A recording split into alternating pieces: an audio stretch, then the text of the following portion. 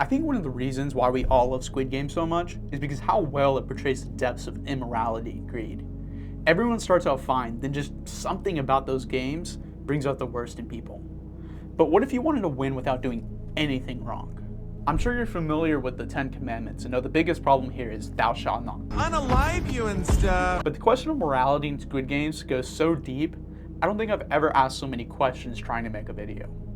But we're going to go through all of the first games, when Gyun first stepped foot on the island, to see if there's any way he could make it out of there without giving himself a ticket to Gehenna. And obviously, there's going to be spoilers, even for the new season, so be warned. 무슨 소리예요?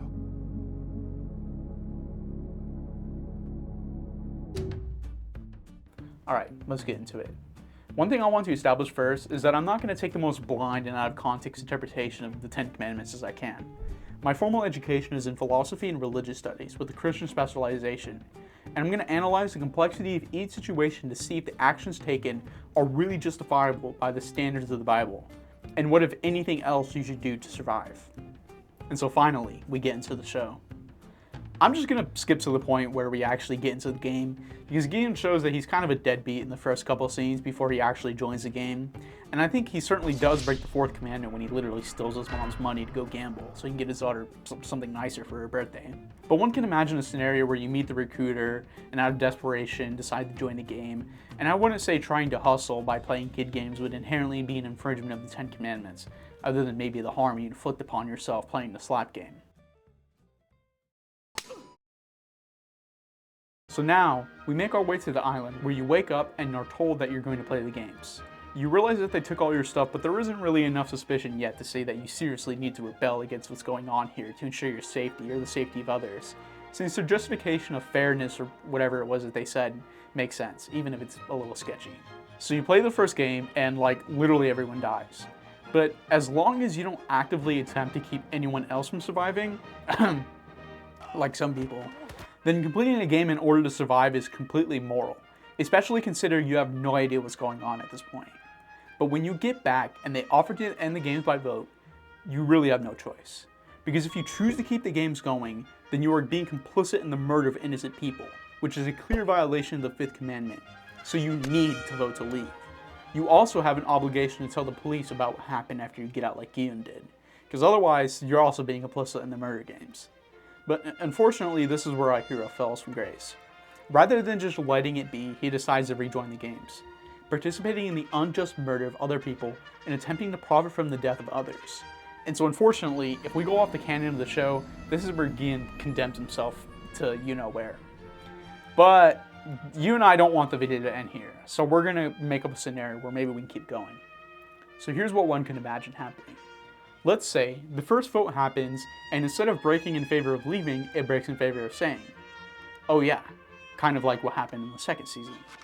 In that case, you are under duress and are being forced to continue, even though you didn't consent to it. So, you still haven't sinned. This is where things begin to get just a little more interesting in terms of your moral imperatives. If you are clueless like Gyun was here, then you just get your doggone and do your thing. But it's interesting to note that Gyun's friend, Sung-woo, knew better. He figured out what the game was going to be, and instead of helping out his friends, chose to keep that information to himself, and actually kind of gives him the short end of the stick. Now that's really important, because Gyun could have also hidden the fact that he was licking the candy in order to get out, and that would have also been bad. The problem here is that one can assume that if you fail, then you'll die. And thus, if you have any information whatsoever that can help the others, then you are obligated to share that information. Because once again, you could become complicit or even an accomplice to murder, a violation of the 5th commandment. And it's interesting because we see this situation go down in the 2nd games. Gyun does precisely what I said. He tries to help the others because he had that information. At least that's what he does in his dreams. Remember, your goal here is to go to heaven, not to let everyone else die so you can have their blood money. If that's what you're here for, then you definitely aren't going to see the pearly gates. It's also worth noting that there were 2 women who cheated by breaking into the vents to try and figure out what the game was. This was not sinful, because you have to remember, this is a death game, and you're being coerced into participating in it. As a good holy boy, you would have left here long ago had you been given the chance. So breaking the rules in a manifestly unjust game in order to help your survival without hurting anyone else is not going to be a violation of the commandments or any other moral imperative. But now that you survived the second game, the next thing to do is to make sure you aren't stealing from others. In the shows at this point, we see some bullies go back into line to take food from other people, and that's a violation of the seventh commandment, so don't do that. This is also where we see the first players actively killing each other out of pure malice. Now obviously, you can just try to survive here by hiding and not participating in the bloodbath to get away just fine without breaking any of the commandments, but what if somebody finds you, as happened to Gian, and you're forced to fight? Gian himself never actually killed anyone here, but he did have to defend himself. And that's okay, because he still isn't breaking the fifth commandment. All you have to do, and all he did, was fend off the attackers until the special games ended. Also, don't commit adultery. It's not your wife, bro.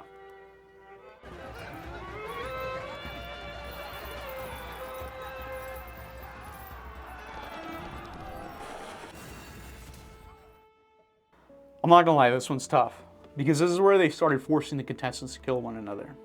But before I get into that, let me lay down an important principle. Self-defense is justifiable by biblical standards. Even in the Old Testament, it says, if the thief is found breaking in and is struck so that he dies, there shall be no guilt for his bloodshed. If the sun has risen on him, there shall be guilt for his bloodshed. And you might be thinking, like, why does it matter if the sun rises? The answer is that if the sun is up, presumably, you should have been able to stop the thief without striking a deadly blow. You see, many people look at the Old Testament and see, thou shalt not kill, or they look at it and see, take out even the women, children, and the donkeys. But that's what happens when you read something that's thousands of years old with no context. In those days, writers would exaggerate violence that didn't actually happen and would just not fully explain things because they assumed the reader knew what they were talking about. And even in the New Testament, Jesus himself says, let the one who has no sword sell his cloak and buy one. And this is often used as a proof text for the use of deadly force in self-defense.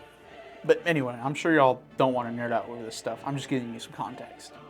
So in the previous games, you could just mind your business and try to survive. But now, you have to actively kill people in order to move forward. And one might say that's fine because you're just being forced to kill them. You know, it's either you or them. But that would be wrong. You see, the problem here is that self-defense is only justifiable when there is an aggressor attacking you. Your intention is to stop them, and if they die in the process of being stopped, then that is 100% an unintended consequence, even if you foresaw that it would happen. But when you are forced into a moral situation where you are given the choice to kill innocent people to save your own life, that's not a decision you can make. Their life is just as valuable as yours, and they did nothing to deserve that. And I know that you're saying, but these people aren't interested. Just look at this guy who's literally killing people and is excited to pull you off a ledge. Okay, give me a second, we'll get to that.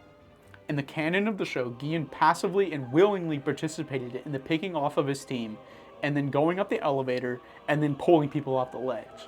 This is morally impermissible. You cannot justify participating in that twisted game. Sounds crazy, but the best thing to do here is to refuse to even participate. Don't pick a team, say no, and if they kill you, sure, you'll be dead, but at least you won't be damned.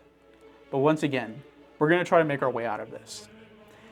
Really, the only scenario where you can participate in the game and get away with your life is if they literally knock you out and drag you onto the platform with your would-be team, and you wake up and the other side is already tugging on you.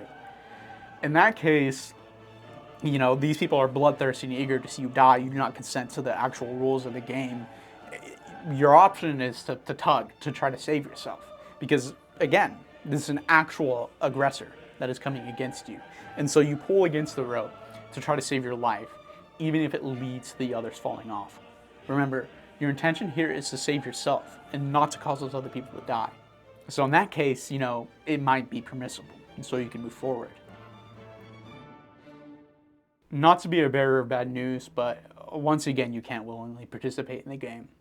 Gian definitively broke the 10 Commandments by willingly participating in this game and then manipulating player 1 so he could get out. But interestingly, player 1 wasn't actually senile like he let on. What he did was actually an act of mercy to let player 456 win. And so one could see a scenario where he refused to participate in the game, and without your consent, they pair you with player 1 and kind of force you to play. And you say, well, still, I don't want to play, I'm not going to play. And they say, well, then you'll just lose and player 1 will win. But player 1 understands your dilemma and admires your righteousness. And so he chooses to lay down his life so you can continue. He says, take me instead.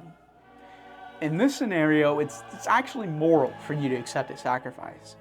You don't want him to die, but he's laying down his life for you. As Jesus said, nobody has greater love than this, to lay down one's life for one's friends.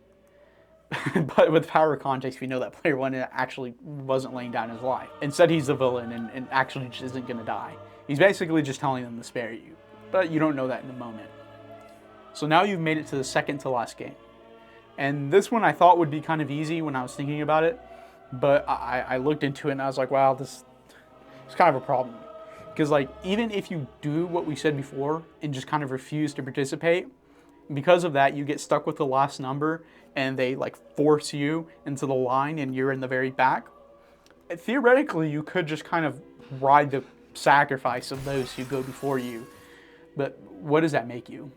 You're still complicit in your killing because you're choosing to abide by the rules of the game and ride off the murder of those in front of you when you jump across their corpses to get to the other side.